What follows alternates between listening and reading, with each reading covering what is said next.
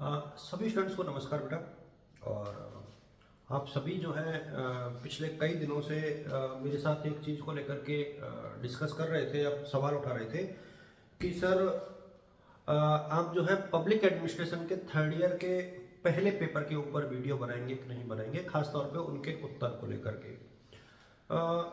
ये वीडियो की जो श्रृंखला है वो मैं शुरू कर रहा हूँ और संभवतः आपकी यूनिट 3 में है। अभिप्रेरणा से संबंधित सिद्धांत है, थ्योरीज ऑफ मोटिवेशन।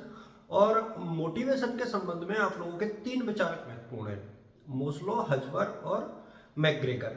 तो 3 लोग हैं आपके सिलेबस में और तीनों में से ये तय मान के चले कि ये यूनिट यदि आप लोग कंप्लीट करोगे तो 30 अंकों का पेपर आप लोग कम से कम हल कर पाओगे एग्जाम में। मिनिमम 30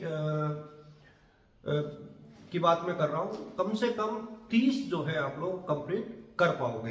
तो इसलिए मैं इस पूरी जब पेपर को आपके साथ साझा करूंगा, पढ़ाऊंगा, तो जो आपकी थ्योरीज है, खासतौर पे मोटिवेशन से संबंधित थ्योरीज है, हजबर्ग और मॉस्लो और मैकग्रेगर, तीनों ही महत्वपूर्ण है। तीनों के जो 3 क्वेश्चन महत्वपूर्ण बनते हैं ना, वो मैं आप लोगों को बता दूं। देखिए, हजबर्ग की जो जो है 2 फैक्टर थ्योरी सबसे इंपॉर्टेंट है, वो हम लोग पढ़ेंगे। मोस्लो का आवश्यकता का सिद्धांत जो है वो महत्वपूर्ण है, सिलेबस में भी वही है, वो हम लोग पढ़ेंगे। और इसके अतिरिक्त जो मैकग्रेगर है उनके 2 सिद्धांत है, एक्स और वाई थ्योरी है। तो एक्स और वाई थ्योरी दोनों ही इंपॉर्टेंट है, तो दोनों ही हम लोग पढ़ेंगे। और यदि आप लोग ये 4 क्वेश्चन से एक प्रकार से पढ़ लेते हो, या 3 चीजें ही हैं बेसिकली। एक चीज और यहाँ पर ऐड कर दूंगा मैं, हजवर्क का जो है जॉब एनरिचमेंट यानी कार्य समृद्धिकरण। तो ये 4 टॉपिक हो जाते हैं और 4 टॉपिक्स में से कोई भी 3 टॉपिक आपको एग्जाम में 101% मिलेंगे, क्योंकि इनके अतिरिक्त इस यूनिट से सवाल बनते नहीं है, सिलेबस में भी यही दिया हुआ है। तो मैं एक दो चीजें आप लोगों के साथ बहुत डिटेल से साझा करने का प्रयास करूंगा। आप लोगों से अपेक्षा ये रहेगी कि आप लोग इसको थोड़ा सा डिटेल से पढ़ें। देखिए, आवश्यकताओं का जो सिद्धांत है, खासतौर पे मोस्लो ने जो दिया है, आप लोग हो सकता है अपनी किताबों को पढ़ भी रहे होंगे, theories of motivation. Theory of motivation. ज्यादा बड़ा वीडियो नहीं बनाएंगे, छोटे छोटे वीडियोस में मैं पॉइंट्स में आपको समझाने का प्रयास करूंगा, बाकी डिटेल्स जो है आप लोगों को मिल जाएगी। आप लोग खुद ही एक दूसरे के साथ साझा भी कर दोगे, मेरा प्रयास सिर्फ समझाने का रहेगा। कमेंट में आप एक चीज जरूर डाल देना कि वीडियो व्हाइट बोर्ड वाले ठीक है या एक्स रिकॉर्डर वाले, ये आप लोग एक्सप्लेन कर देना मुझे। जैसे आपको उचित लगेंगे मैं उसी फॉर्म में वीडियो आप लोगों के साथ साझा करने का प्रयास करूंगा, जैसे आप चाहेंगे। यदि आप चाहेंगे व्हाइट बोर्ड बेटर है तो व्हाइट बोर्ड, और यदि किसी ने कमेंट में कहा कि sir black board white board के बजाय जो है एक्स रिकॉर्डर बेटर ऑप्शन है, तो एक्स रिकॉर्डर की सहायता से मैं आप लोगों के साथ चीजों को शेयर करूंगा। तो दोनों ही माध्यम हमारे पास उपलब्ध है, तो मैं दोनों तरीके से आप लोगों के साथ चीजों को शेयर करूंगा। देखिए, सबसे पहले मोस्लो ने जो हायरार्की ऑफ नीड्स जो है, आवश्यकता का क्रमबद्धता का सिद्धांत, ये सिलेबस में हमारे यही है, आवश्यकता का क्रमबद्धता का सिद्धांत, क्रमबद्धता का सिद्धांत। तो ये जो सिद्धांत है ना, वही हमारे एग्जाम में आने वाला है। तो मोस्लो ने कहा कि देखिए, किसी भी मनुष्य की जो आवश्यकताएं होती हैं, ये मनोवैज्ञानिक थे एक प्रकार से, और साइकोलॉजिस्ट थे, और साइकोलॉजिस्ट के तौर पर इन्होंने जो है ए थ्योरी ऑफ, इनकी बुक का नाम आप देख लेना एक बार, a theory of human motivation. A theory of, ये एग्जाम में पूछा जा सकता है कि ये किताब किसकी है, ए थ्योरी ऑफ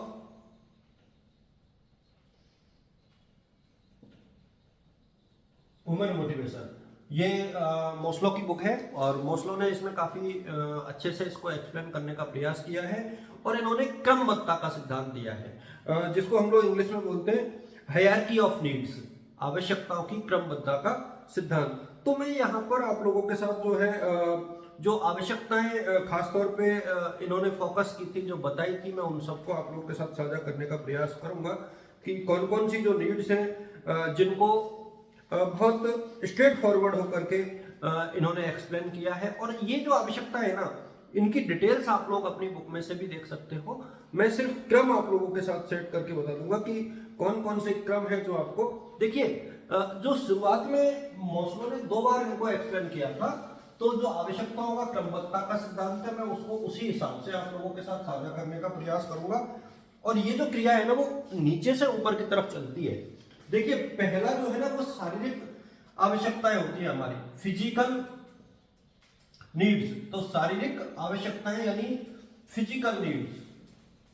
तो पहली आवश्यकता शुरू में जो किसी भी मनुष्य की होगी, वो उसकी फिजिकल नीड्स होंगी, राइट। अब उसके बाद जब उसकी फिजिकल नीड्स है वो कंप्लीट हो जाएंगी, उसके बाद क्या होगा, उसकी दूसरी आवश्यकताएं उसके साथ जनरेटेड होंगी, और वो आवश्यकताएं होंगी उसकी सुरक्षा संबंधी आवश्यकताएं। सुरक्षा संबंधी यानी सिक्योरिटी नीड्स। तो अगली जो आवश्यकता है वो है उसकी सुरक्षा आवश्यकताएं। अब इनकी डिटेल्स आप जो है थोड़ा सा और पढ़ोगे तो आपको ज्यादा समझ में आएगी। और जब सुरक्षा की आवश्यकता भी कंप्लीट हो जाती है, देखिए, एक आवश्यकता की पूर्ति होने के बाद ही दूसरी आवश्यकता सृजित होती है, और आपको ये फ्लो चार्ट के रूप में ही दिखाना है। मैं फिर बता दूं, आपको इसको ऐसे ही बनाना है जिससे कि आपको हेल्प मिले। अच्छा, इसके बाद अगली आवश्यकता का, देखिए, आपकी यदि शारीरिक आवश्यकताओं की पूर्ति हो गई तो आपने जो है सुरक्षा की मांग की। जब सुरक्षा की मांग पूरी हो गई तो आप मांगोगे सामाजिक आवश्यकताएं। फिर आप किसकी बात करोगे, सामाजिक आवश्यकताओं की, जो कि सोशल नीड्स मानी जाती है, जो कि सोशल नीड्स मानी जाती है। अब जब सोशल नीड्स, अब इसके अंतर्गत कौन कौन सी चीजें आती है, मैं थोड़ा सा एक्सप्लेन जरूर करूंगा, पूरा तो नहीं बताऊंगा लेकिन एक्सप्लेन जरूर करूंगा, जिससे कि आपको समझने में थोड़ी सी सहायता जो है मिल पाए। अच्छा, इसमें एक चीज मैं आप लोगों के साथ शेयर करूंगा कि जब आपकी जो ये सामाजिक सुरक्षा की चीजें भी क्लियर हो जाती है, उसके बाद आपकी एक और नीड जिसको पूरा करने की स्थिति बन जाती है, वो है स्वाभिमान संबंधी या सेल्फ रेस्पेक्ट। स्वाभिमान संबंधी आवश्यकताएं। और इसके बाद जो उसकी आखिरी है वो है आत्मसिद्धि। तो ये जो एक प्रकार से आवश्यकताओं का एक क्रम या हायरार्की जो सेट की थी मॉस्लो साहब ने, तो एक मनोवैज्ञानिक के तौर पर उन्होंने मानव की जो बिल्कुल ये जो आवश्यकताओं को एक प्रकार से सेट किया। इनमें से देखो, कुछ आवश्यकताएं जो होती है ना, वो तो जन्मजात होती है, कुछ अर्जित की जाती है।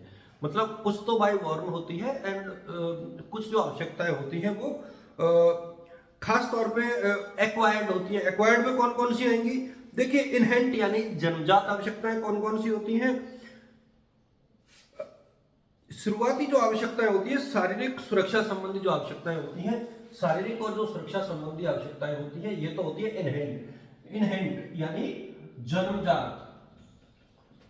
और ये जो ऊपर की 2 आवश्यकताएं होती हैं वो होती है एक्वायर्ड यानी अर्जित आवश्यकताएं। इनको बोलते हैं अर्जित या एक्वायर्ड आवश्यकताएं। ये आपको एक प्रकार से फ्लो चार्ट याद रखना है, क्योंकि इस फ्लो चार्ट के माध्यम से आप ये जो आवश्यकताओं का सिद्धांत है इसको बहुत अच्छे से एक्सप्लेन कर सकते हो आवश्यकताओं की क्रमबद्धता के क्रम में। अच्छा, आप सबको पता है कि शारीरिक आवश्यकताएं, अब इनको आप एक एक करके भी एक्सप्लेन करोगे, जैसे ए पॉइंट डाल दिया फिर इसको एक्सप्लेन कर देना। शारीरिक आवश्यकताओं में क्या होती है, देखो, आप सबको पता है, भूखे वजन ना हो, गोपाला वाली हालत है, यानी भूख लगना है। इसके बाद रोटी, कपड़ा, मकान, घर, ये हमारी फिजिकल नीड्स होती है। तो इसको पूरा करना बेहद जरूरी होता है। इसके बाद जो नेक्स्ट पॉइंट यदि हमारा बनता है वो है सुरक्षा संबंधी। मतलब उसको एक सिक्योरिटी चाहिए, हर आदमी को एक सिक्योरिटी चाहिए कि हाँ, हम समाज में सुरक्षित है। इसके लिए हम लोग सरकार पर भरोसा करते हैं, प्रशासन पर भरोसा करते हैं, तो वो बहुत जरूरी है। मॉस्लो ने इसको सुरक्षा संबंधी कहा। अच्छा, जो तीसरी आवश्यकता है वो है सोशल नीड्स। मतलब हम लोगों को थोड़ा समाज में प्यार मिले, सम्मान मिले, पेरेंट्स से अफेक्शन मिले, ये सारी चीजें जो है इसके अंतर्गत शामिल होंगी।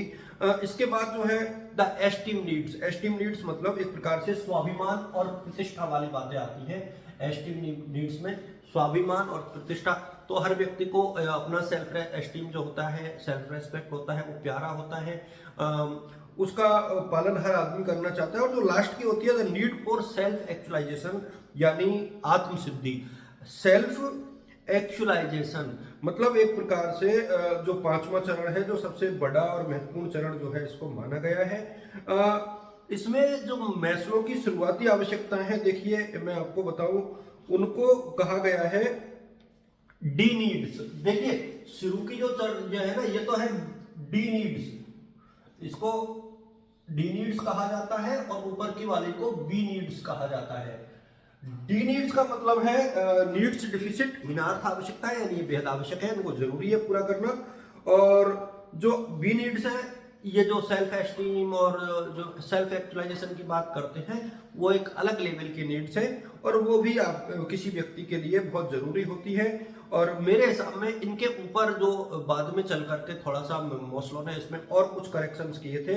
उन्होंने ये भी कहा था कि आध्यात्मिक जो आवश्यकताएं हैं, जो इंटेलेक्चुअल आवश्यकताएं, वो इन सबसे ऊपर है, यानी आत्म सिद्धि के ऊपर भी इन्होंने बाद में चल करके एक आर्टिकल लिखा था, जिसमें इन्होंने ये कहा था कि जो आत्म सिद्धि की आवश्यकताएं वो भी उतनी ही आवश्यक हैं।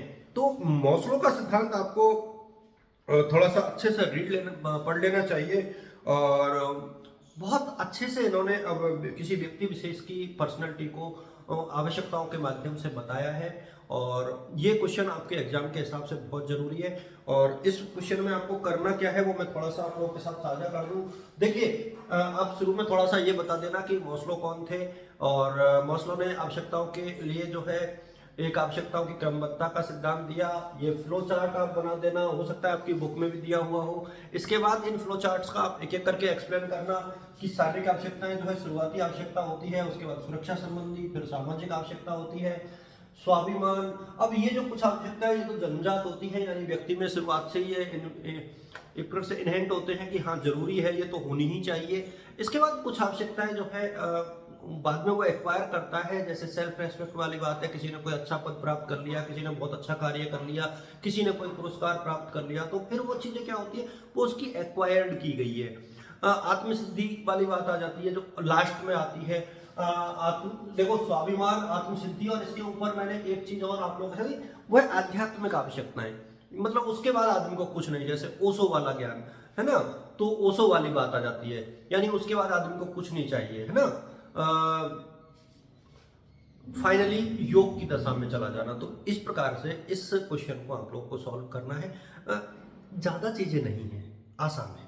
और यदि आप मुझे ज्यादा टाइम नहीं दोगे आज के दिन में, मुश्किल से 10-12 वीडियो ये बनेंगे, तो आपका पूरा सिलेबस मैं कंप्लीट आज ही करा दूंगा।